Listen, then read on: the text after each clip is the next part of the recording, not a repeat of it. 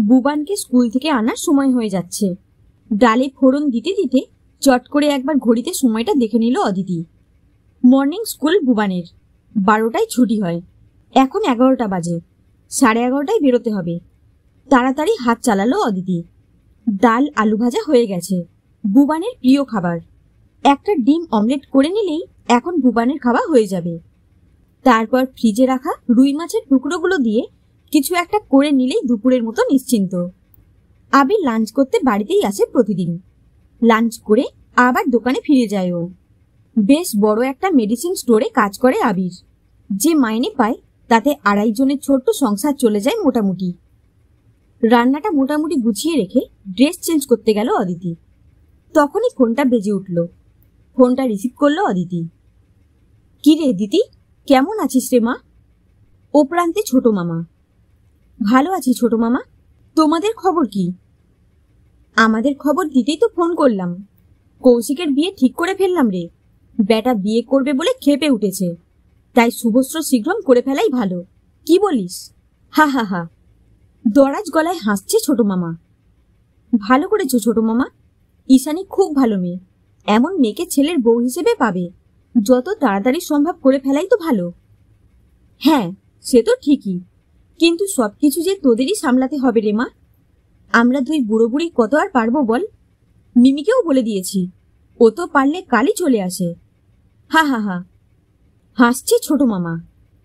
মিমির মুখটা মনে পড়তেই বুকের খোঁচা মারা অনুভূতিটা আবার ফিরে এলো অদিতির। কেন যে মনে পড়ে? ভুলে যেতে চায় প্রাণপণে, তবুও কেন মনে পড়ে? আচ্ছা ছোট মামা, আমি এখন বেরোচ্ছি, একটু তাড়ায় আছি। পরে কথা বলছি তোমার সাথে, এখন রাখছি। ফোন কেটে দিয়ে বেরোলো অদিতি। রিক্সা নিয়ে স্কুলের দিকে যেতে যেতে ওর মনে হচ্ছিল বুকের ভেতরটা অন্ধকার হয়ে গেল যেন। আজ সারা দিন খুব খারাপ কাটবে অদিতির, কিন্তু এতকাল পরে তো এমন হওয়ার কথা নয়। তবুও কেন? তুই শৈবালদাকে কি করে পছন্দ করলি বলতো দি ভাই? কেন রে, কিসে খারাপ শৈবাল? ধুস, কেমন যেন গায়ে পড়া হ্যাংলা, কালো ড্যাব ড্যাব করে তাকাচ্ছিল আমার দিকে। তুই দেখতে ভালো তাই তাকায়, এতে দোষের কি আছে? তুই কি রে দি ভাই, আমার বয়ফ্রেন্ড যদি অন্য মেয়ের দিকে ড্যাব ড্যাব করে তাকাতো, আমি তো ওর চুল ছিঁড়ে নিতাম। ঠিক আছে, তোর বেলায় তুই চুল ছিঁড়িস, আমি এসব পারবো না। কিছুতেই অদিতিকে তাকাতে না পেরে হতাশ হয়ে উঠে গেল মিমি। সেদিকে তাকিয়ে মনে মনে হাসলো অদিতি।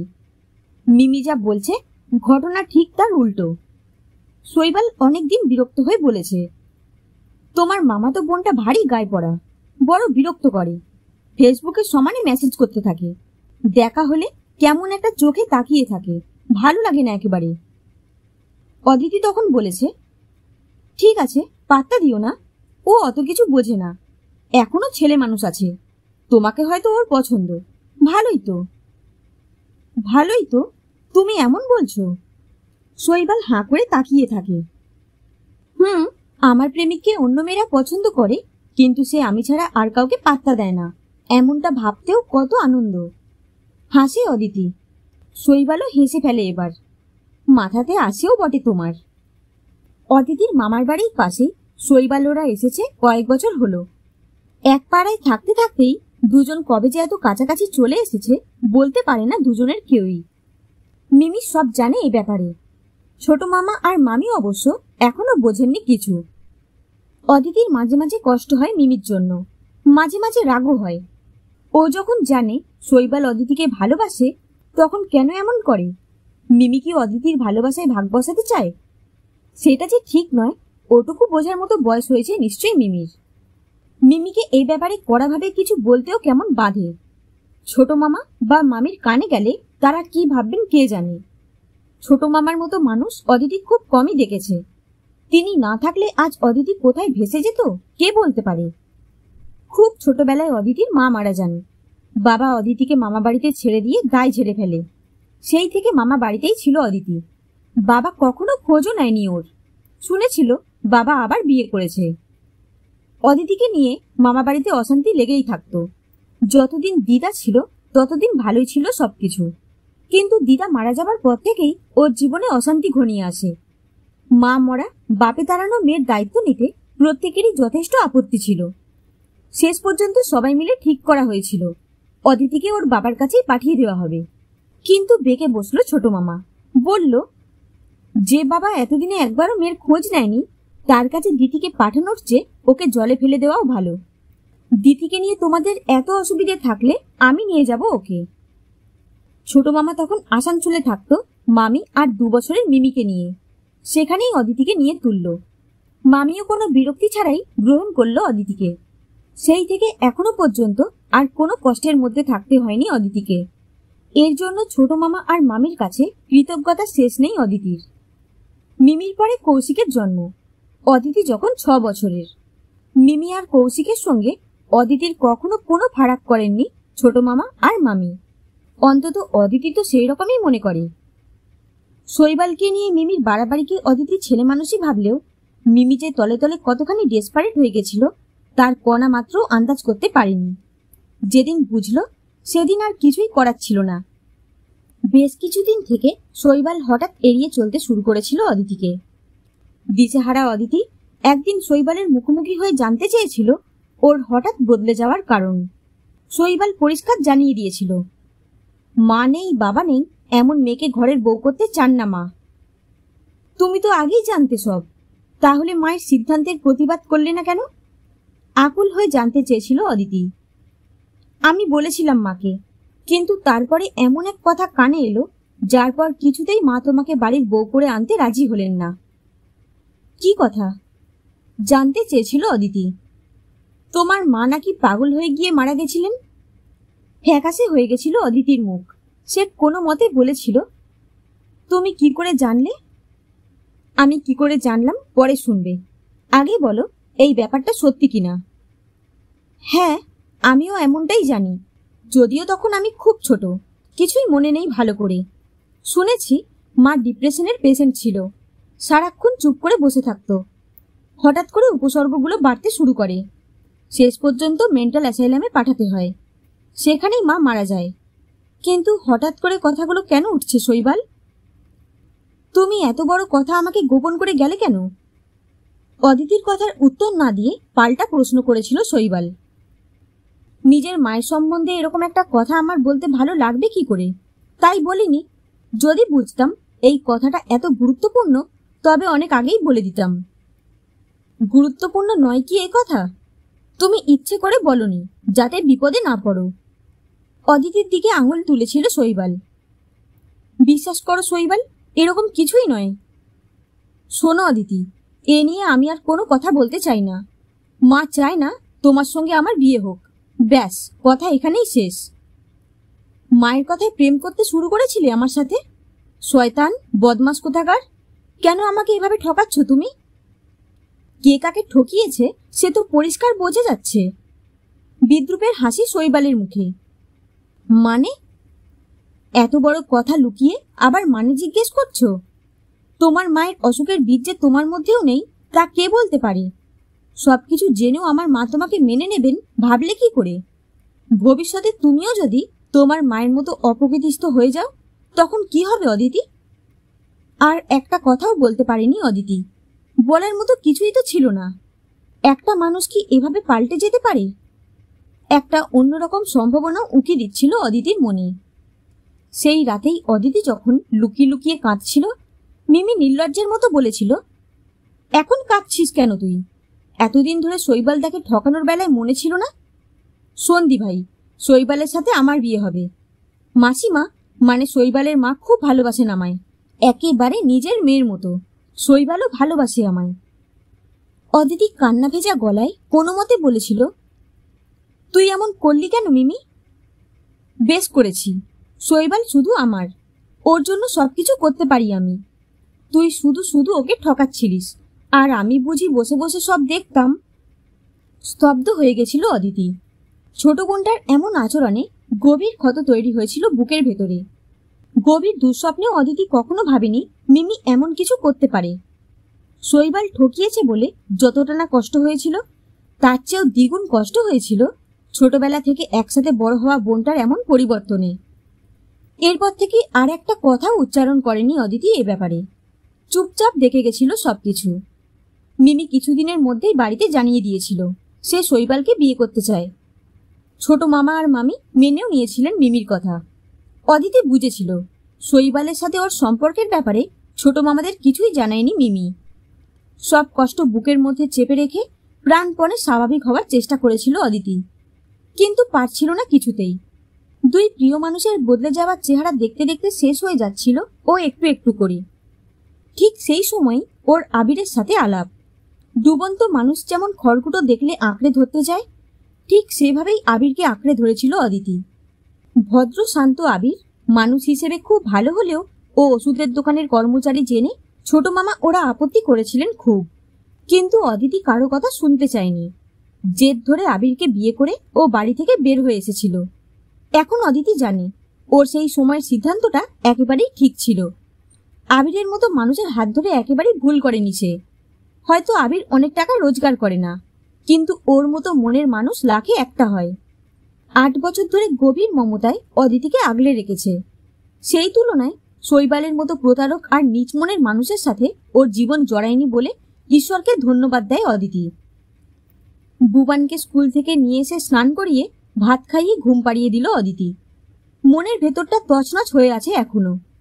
মিমির মুখটা মনে পড়তেই জ্বালা ধরছে বুকের মধ্যে। অদিতির বিয়ের 1 বছরের মধ্যেই শৈবাল ওরা ফ্ল্যাট কিনে অন্য জায়গায় উঠে গেছিল। তারও 1 বছর পরে মিমি আর শৈবালের বিয়েটাও হয়ে গেছিল। মিমির বিয়েতে যায়নি অদিতি, বুবান তখন পেটে।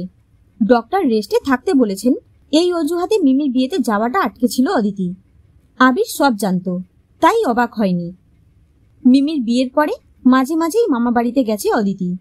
কায়দা করে মিমির সঙ্গে দেখা হওয়াটা এড়িয়ে চলেছে। মিমিও উৎসাহ দেখায়নি অদিতির খোঁজখবর করার, কিন্তু কৌশিকের বিয়েতে তো যেতেই হবে অদিতিকে। মিমিও আসবে ওখানে। অদিতির একেবারেই ইচ্ছে করছে না মিমির মুখোমুখি হবার, কিন্তু ছোট মামাকে না বলবে কোন অজুহাতে? আবির দুপুরে খেতে আসতে ওকে সবকিছু খুলে বলল অদিতি। সব শুনে আবির বলল, অবশ্যই যাবে তুমি। এতদিন পরে ওই ঘটনা মনে করে রাখার কোনো কারণ দেখছি না।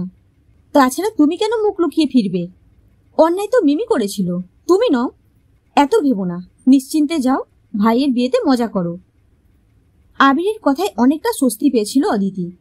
সত্যি তো, কবের কোন ঘটনার জেরে কৌশিকের বিয়েতে না যাওয়ার কোনো কারণ নেই।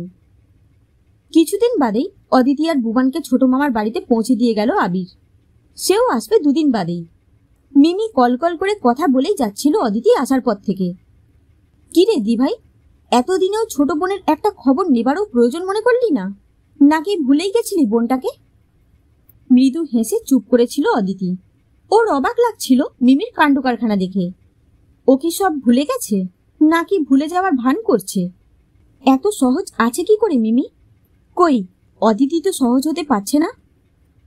এ কদিন আবির প্রায় বিকেলে এলেও শৈবাল কিন্তু একদিনও আসেনি। অদিতি একটু অবাক হলেও কিছু জানতে চায়নি। মিমিও শৈবালের প্রসঙ্গ এড়িয়ে চলছে খুব সাবধানে। বুবান এ বাড়িতে আসার পর থেকে খুব আনন্দে আছে। মিমির 3 বছরের পুতুল পুতুল মেয়েটার সাথে খুব ভাব হয়েছে ওর। মেয়েটা অবিকল শৈবালের মতো দেখতে হয়েছে। বিয়ের দিন সকালে এলো শৈবাল। সেই আগের মতোই আছে ও, তবে দীর্ঘ 8 বছরে একটু মোটা হয়েছে। আসার পর থেকে শৈবাল কেমন আড়ষ্ট হয়ে আছে। অদিতির দিকে আড়ে আড়ে তাকাচ্ছে, চোখে চোখ পড়লেই মুখ ফিরিয়ে নিচ্ছে। হাসি পাচ্ছিল অদিতির। শৈবাল জানেই না ওর জন্য কোনো অনুভূতি বেঁচে নেই আর অদিতির মনে। একটা অনুভূতি আছে, সেটা হলো ঘৃণা। না, ঘৃণাও নেই বোধহয়। অন্তত অদিতি তো কিছুই ফিল করতে পারছে না। বিকেলে সাজগোজ করতে পার্লারে চলল মিমি। অদিতিও যাবে ভাবছিল। সামনেই পার্লার, অটো করেই চলে যাওয়া যায়। কিন্তু মিমি যাবে নিজেদের গাড়িতে। কায়দা করে অদিতিকেও সঙ্গে নিয়ে যেতে চাইল। অদিতি বুঝতে পারছিল নিজের সুখ ঐশ্বর্যের বিজ্ঞাপন করতে চাইছে মিমি, কিন্তু অদিতি কেন শৈবালের গাড়িতে যাবে? পার্লার থেকে ফেরার পথে মিমি একটা জমকালো শাড়ি কিনে নিয়ে এলো অদিতির জন্য। দিভাই, তুই আজ এটা পরিস। কেন? ভুরু কুচকে গেল অদিতির। সেদিকে তাকিয়ে ঢোক গিলল মিমি। না, মানে শৈবাল আমাকে নতুন শাড়ি কিনে দিয়েছে, আবিরদা দেয়নি, তাই। কথা শেষ করতে দিল না অদিতি। না রে মিমি, দেয়নি, আমি চাইও নি। তবে আবিরের কাছ থেকে আমি যা পেয়েছি তা বোধহয় আর কারো কাছ থেকেই পেতাম না।